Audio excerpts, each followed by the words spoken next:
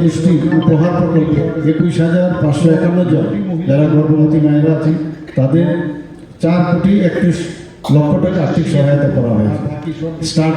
আমরা start up India, start up Tripura আমরা বলি, সেখানে এখন পর্যন্ত ত্রিপুরাতে মহিলারা 41.4% মহিলারা, এর মধ্যে স্টার্ট আপ মহিলা এখানে রয়েছেন ত্রিপুরাতে।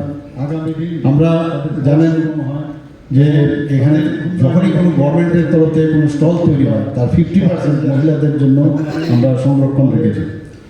আমরা মহিলাদের জন্য যদি স্টাম্প ডিউটি দিতে হয়, জমি বা ফ্ল্যাট কিনতে হলে মহিলারা যদি নামে হয় তাহলে 1% সেখানে কম রাখা হয়েছে। এখন পর্যন্ত এনসিএর যে সর্বশেষ তথ্য সেখানে দেখা গেছে ত্রিপুরাতে, আমরা বারবার সব জায়গায় বলি, ত্রিপুরাতে 28টি রাজ্যের মধ্যে এখানে ল অ্যান্ড অর্ডার সিচুয়েশন নিচের দিক থেকে 3rd পজিশন, আর মহিলাদের ক্ষেত্রে সর্বনিম্ন দিক থেকে 8ম পজিশনে আছে। ইতিমধ্যে রাজ্যে সুরক্ষা আমাদের জন্য খুব ইম্পর্টেন্ট।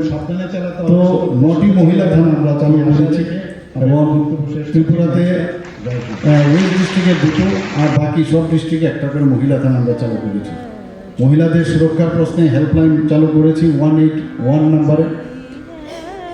তো সেইভাবে আমরা মহিলারা যাতে তাদের আগামী দিন তাদের পথ সুগম হয় এবং তাদের উন্নয়নের লক্ষ্যে, আর্থসামাজিক উন্নয়নের লক্ষ্যে আমরা কাজ করে যাচ্ছি। এবং আমি আমাদের উচ্চশিক্ষা দপ্তরকে ধন্যবাদ দেব যে এই ধরনের একটা আয়োজন এখানে রেখেছেন, এই ধরনের চিন্তাভাবনা রেখে আজকে এই কাজটা এখানে করেছেন। এবং আমি একটু সতর্ক করতে চাই, যারা মেয়েরা আজকে স্কুটি নিয়েছে খুব সাবধানে কিন্তু চালাতে হবে, খুব সাবধান, বি কেয়ারফুল।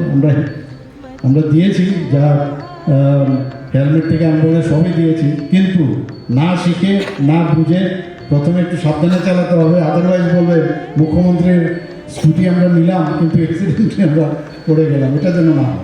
খুব সাবধানে চালাতে হবে, সতর্কের সাথে চালাতে হবে, এই আশা রেখে আমি আমার বক্তব্য শেষ করছি। নমস্কার, জয় হিন্দ।